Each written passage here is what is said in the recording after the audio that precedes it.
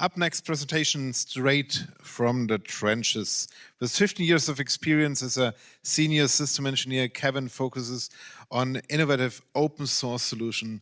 His talks explores a small adventure building on OpenStack clusters, running entirely on full NVMe Ceph backend. Hear all about the journey since 2022, the issues they faced, and the crucial lessons learned they want to share with the community. Please welcome from Nuremberg, Kevin Honka, CTO at AD IT Systems. Sorry for that. Thank you. I'm Kevin, I'm CTO at AD IT Systems. I'm doing IT-related stuff for more than 20 years, mostly unpaid. And I'm on Mastodon if somebody wants to hit me up, but no pressure. What is ADIT? ADIT is a small hoster out of Nuremberg, Germany.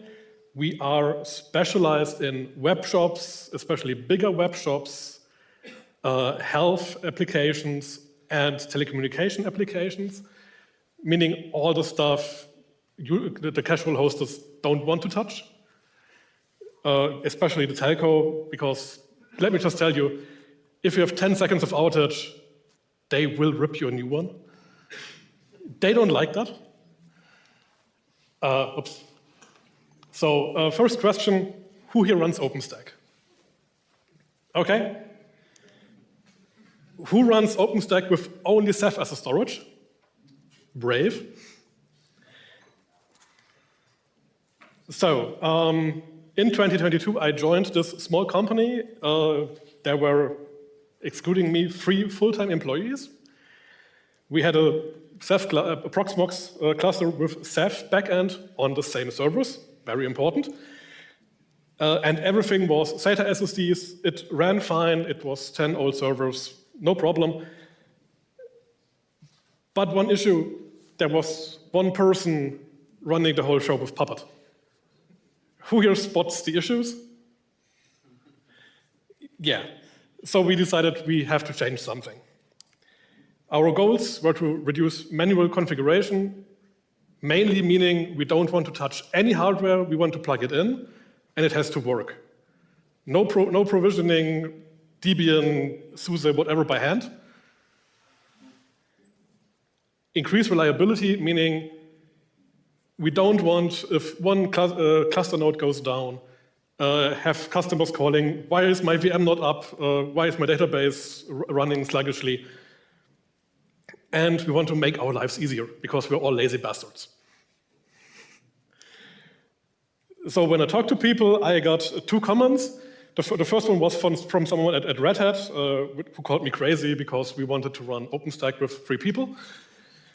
And the other was from Chris Köntop, who some of you may know. And that one was very much on point. Running MySQL on Ceph RBD does not work properly, especially in high-performance situations. For low-traffic databases, it's fine. But once we reach 3,000 queries a second and more, it just breaks down, at least to some part. There have been some improvements on that part, but we decided to go ahead, and due to some recommendations, that's our setup. We decided to go with 3 controllers, 64 cores, 5 hypervisors. What's missing here? The 128 cores. That's 2 times 64 cores. That's very important for an issue we have, and no local storage. We decided explicitly to run Ceph, because we thought everything can run on that. We were wrong. And here's our small Ceph node. It's just 4 nodes with 32 cores, and at a start with 5 Intel NVMe's at 3 terabytes per NVMe. And that's also something that did bite us. And we decided to run with 2 Junipers, with 25 gigabits everywhere. We don't need the 100 gigabytes. That's for the fancy people. But we decided with LACP for everything. because we don't want any outages when we have to update a switch. I mean, some people here notice, oh yeah, let's just update the firmware of the switch. Something is down. Especially with telco customers, they don't like that. And it gets expensive very fast. One of our customers priced a missing minute by, I think, 50,000 euros in missing revenue. You don't want to pay that, and your insurance will not pay that. At least not more than once. So at the beginning, everything is easy. I mean, it took me by myself 2 months to set up Ceph and OpenStack for the pre-production phase. The thing is, Ceph with Ceph ADM, it was like a day's work. The rest of the 2 months were OpenStack. The people laughing know what pain OpenStack can be, but let's just say Collar Ansible makes OpenStack okay-ish. It's not perfect. It will break. And please don't try to change your RabbitMQ settings. Thank you very much. So after the 2 months, we had some performance tests, like it was just shown with FIO. They were okay-ish. And we decided, hey, dear customer, we want to test this with you. And then everything broke. We had performance issues. The customer wasn't happy. We were not happy. We had performance load okay. The CPU wait times were so bad because the I/O wait was so high, we just didn't know why. IOPS were okay, but they are a bad metric, and the I/O latency was also very bad. What I mean by this, oops, that's the wrong one. We first took a look at the CPU wait times. That's mainly thanks to NUMA. Who here knows NUMA? Okay, so for everything, and thanks to Chris, who pointed me with his unending MySQL wisdom at the right parts. This is NUMA. When your process runs on CPU 1, memory access to the memory behind CPU 1 is fast and cheap. If it tries to access memory behind CPU 2, that's when it hurts. And you don't see it consistently. It can be, oh yeah, the VM runs, but then suddenly an ls doesn't work and takes 5 seconds. So what the hell? But it's the easy thing. As it turns out, libvirt has a NUMA awareness setting. It's just not documented. And we also got rid of the 2x64 nodes because modern AMDs, it doesn't matter the 500 euro price change. Who cares? So that's the easy part. Then we got to I/O latency. I don't care about IOPS, but we defined 50K IOPS have to be easily achievable, and that's with 4K random writes and 60K random writes because we decided to run MySQL databases and Postgres databases on Ceph. That's not a problem. Network latency, okay, 0.08 to 0.09 milliseconds in a 95th percentile. If it's not written there, it's 95th percentile averages. Okay, but then the commit latencies from Ceph were between 0.1 and 5 milliseconds. That's bad. Well, it turns out we tried to tune Ceph to more or less success. We got it to around 0.1 to 2 milliseconds, still not great. We did it mostly by CPU pinning, meaning each OSD process has a dedicated CPU core.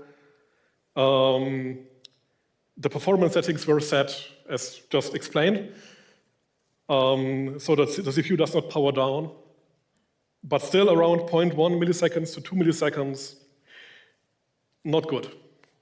We want around 1 millisecond at the max for MySQL to work properly. I would love to have included it here, but thanks to Google AI shit, I can't find it anymore. There was an old mailing list thread, a Ceph mailing list, that talked about issues with OSDs on NVMEs with a storage size greater than 1 terabyte. And the gist of it was that some parts of the OSD process were single-threaded and did not use the performance of the NVMe properly. So, good thing this was fixed with Reef, but we were still on Quincy. So, what did we do?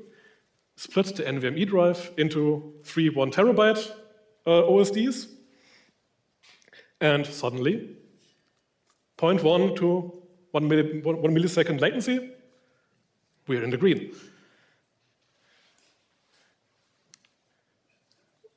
Then again, we have the other part, OpenStack. The upgrades are still a pain, but less so than in the past. They have improved. If everyone here works at Red Hat, I'm sorry, but thank you for pulling out of OpenStack. It made the world a better place. We're currently running around 30 projects. Those are old numbers. 300 VMs with 3.7 terabytes of RAM and over 1,000 vCPUs. That's okay for 5 hypervisors. And our Ceph runs very smooth. I have to say, it hasn't been that easy to run software, I don't know, since postfix. The upgrades are awesome. Every time we schedule a maintenance and say, dear customers, please be aware there can be performance degradations due to upgrades, they always talk to us and say, we didn't notice anything. Okay. Yeah, we expanded our raw storage to over 100 terabytes.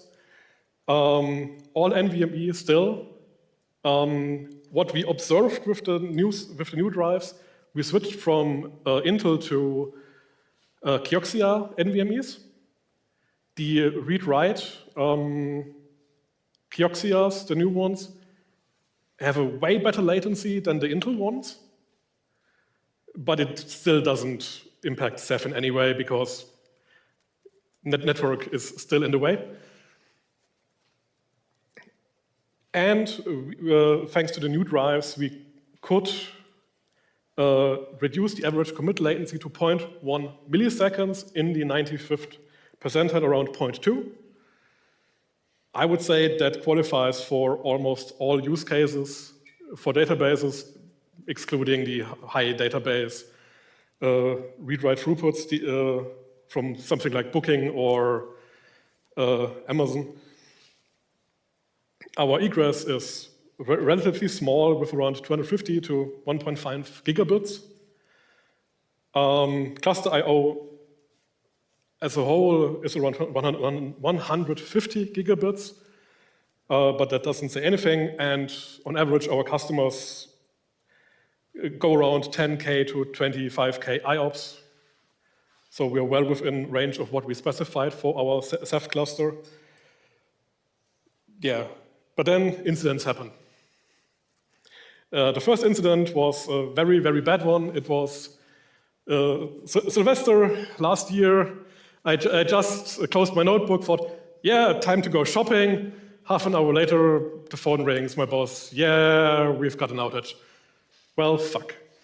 It turns out one of the Ceph nodes showed an issue with the drives. It randomly decided to just throw them out, take them in again, and the rebalancing was what made the cluster slow, because every time the OSD was in again, it took a diff and it tried to get it up to speed again, and it failed in that time. And well, what we decided was, okay, throw it out, the whole server.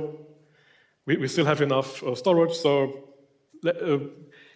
it's New Year's. You don't get the hardware vendor to do anything today, no matter what contract you have with them. So if it runs fine with 3 nodes instead of 4, it's okay for 2 days.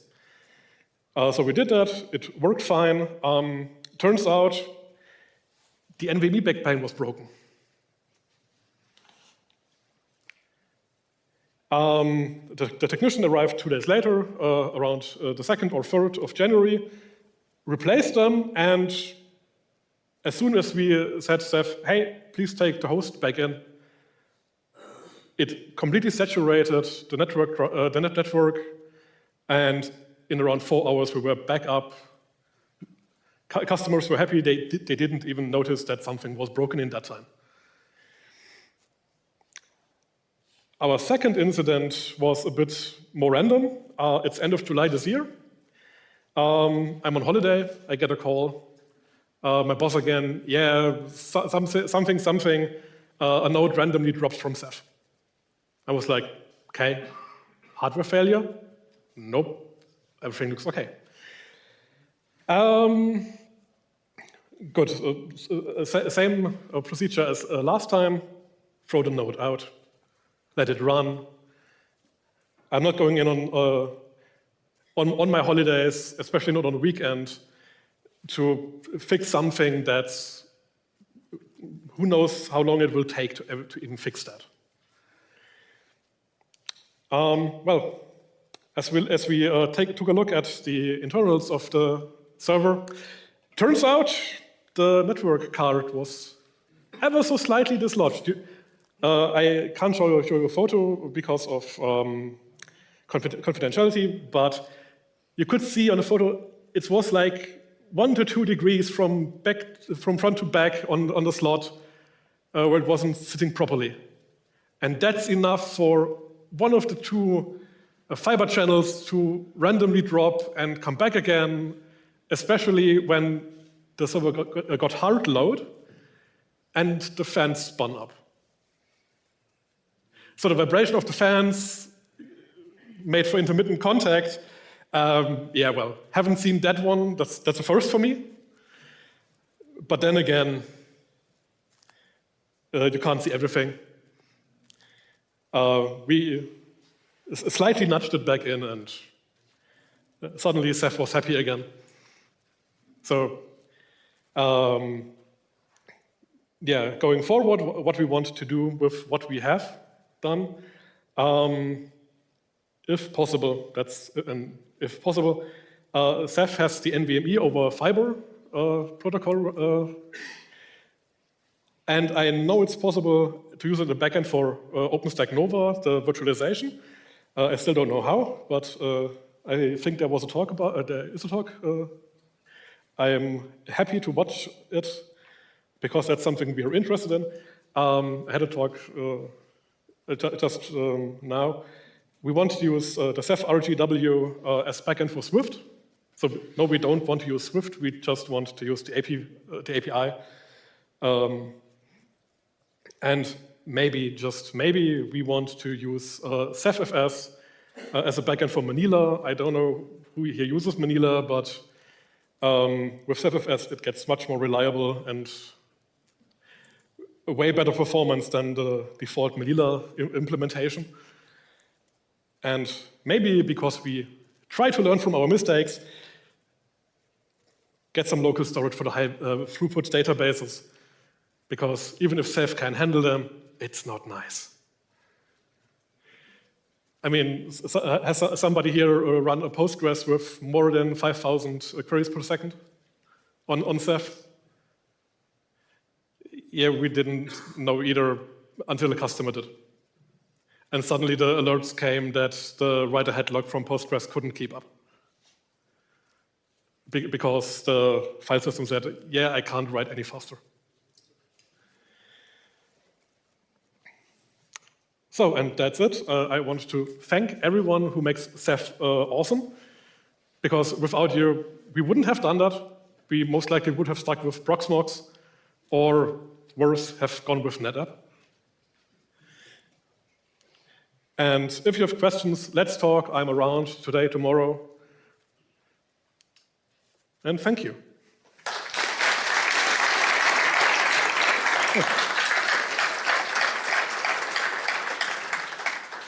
Thank you, Kevin Honka. Any questions here? My only question is why you're still on Quincy? Why you're not upgrading to a newer version? Why you're missing all the backports, all the bug fixes, all the new cool features? That's something I missed on the slides. We did upgrade. Okay. It just not at that time. Okay. And did you ever consider to optimize your KVM Kuimo settings as well? I mean, there's a long blog post on Ceph.io how you can optimize for IOPS and throughput. That's also something we did, yes. Okay. Good. So, any other question here? No, so thank you finally, Kevin. And yeah, we are here now for our lunch break. Anybody hungry? Yay!